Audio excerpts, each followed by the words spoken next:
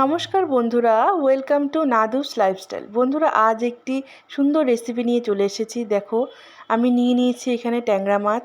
ট্যাংরা মাছগুলোকে আমি ধুয়ে লবণ হলুদ মাখিয়ে রেখেছিলাম। এখন আমি মাছগুলোকে সুন্দর করে ভেজে নেব। এখন আমি আরেকদিকে কড়াইয়ে তেল দিয়ে বেগুন নিয়েছি, বেগুনগুলোকে হালকা ভেজে নেব। অল্প নুন হলুদ দিয়ে বেগুনগুলোকে আমি ভেজে নিচ্ছি।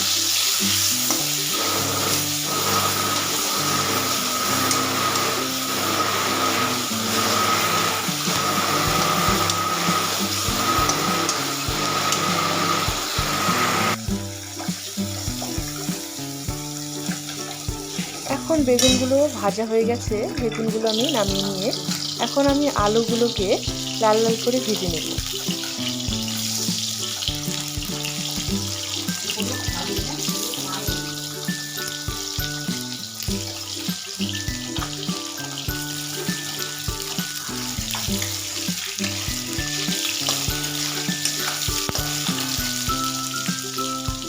এখানে অল্প হলুদ দিয়ে আলুগুলোকে ভেজে নেব, আর লবণটা আমি আগেই দিয়ে দিয়েছিলাম।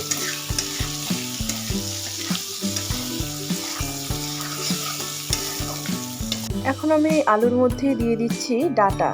তো বন্ধুরা, আমি এই আলুর সাথেই ডাঁটাগুলোকেও একই রকমভাবে ভেজে নেব।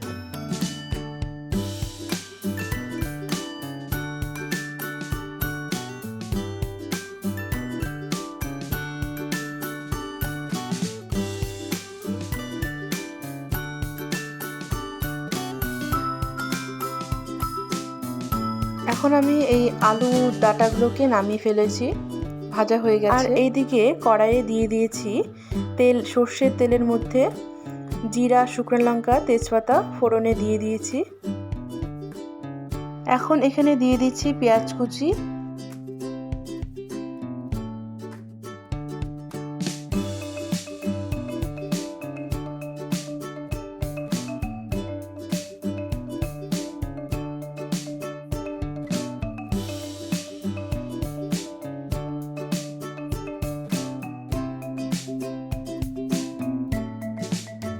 আর দিয়ে দিচ্ছি সামান্য লবণ।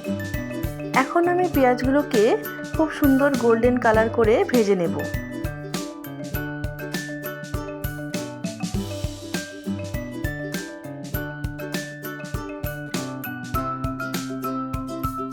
পেঁয়াজগুলো আমার দেখো ভাজা হয়ে গেছে।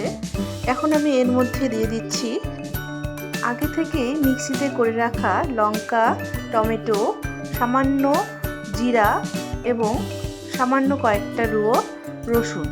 তো বন্ধুরা, এই সমস্ত মশলাগুলো আমি আগে থেকে মিক্সিতে পেস্ট করে রেখেছিলাম, সেই সমস্তই আমি এর মধ্যে দিয়ে দিয়েছি। আর এখন এই মশলাটাকে ভালো মতো কষাতে হবে।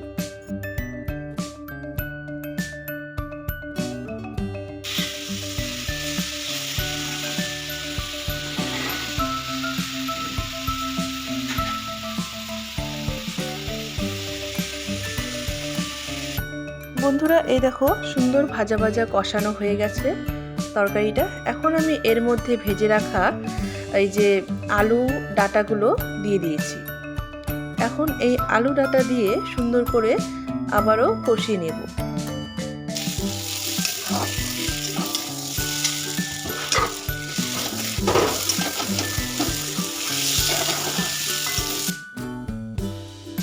বন্ধুরা, এই দেখো এখন তরকারিটি ভালো মতো কষানো হয়ে গেছে। এখন আমি এখানে পরিমাণ মতো জল দিয়ে দিলাম। তো জল দিয়ে এখন একটু ভালো করে নাড়াচাড়া করে তরকারিটাকে আমি কিছুক্ষণ ফুটতে দেব।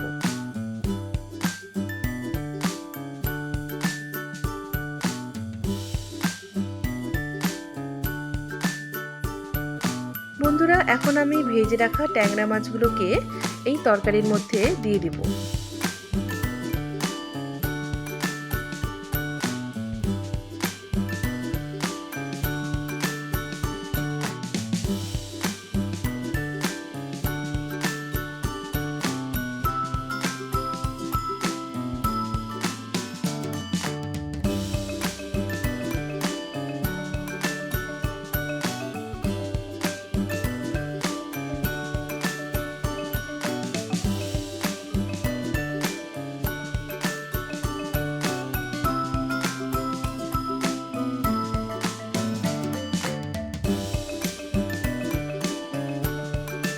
এখন আমি ভেজে রাখা বেগুনগুলোকে দিয়ে দিচ্ছি।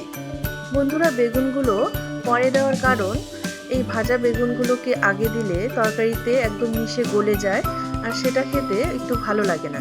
তো এটা লাস্টে দিলে এই টেস্টটা ভালো হয়, মানে খুব সুন্দর লাগে। আর বেগুনগুলো সেরকমই থাকে, ভাজা ভাজাই থাকে, গলে যায় না। তার জন্যই আমি এই বেগুনগুলোকে লাস্টে দিয়েছি। এখন আমি তরকারিটাকে আরও কিছুক্ষণ হতে দেব।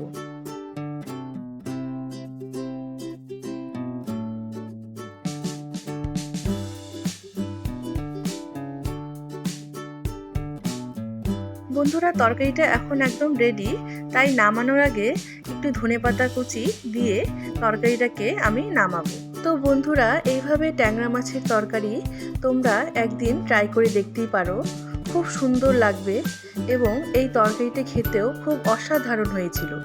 বন্ধুরা, তোমরাও তাহলে বাড়িতে একদিন এই তরকারিটি এইভাবে রান্না করে খেয়ে দেখতেই পারো। তো বন্ধুরা, ভিডিওটি কেমন লেগেছে অবশ্যই কমেন্ট করে জানাবে। আর আমার চ্যানেলে নতুন হয়ে থাকলে অবশ্যই চ্যানেলটিকে সাবস্ক্রাইব করে দেবে। আর ভিডিওটিতে একটি লাইক করতে ভুলবে না। দেখা হবে আবার নেক্সট ভিডিওতে।